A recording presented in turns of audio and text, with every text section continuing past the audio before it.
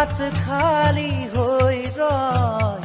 নিজকে হেৰুৱাই মমৰ শিখাটি যে জ্বলে নিজৰে বুকু পুৰি দিবলৈ বিলাই আনকে পোহৰ দহনৰ জাল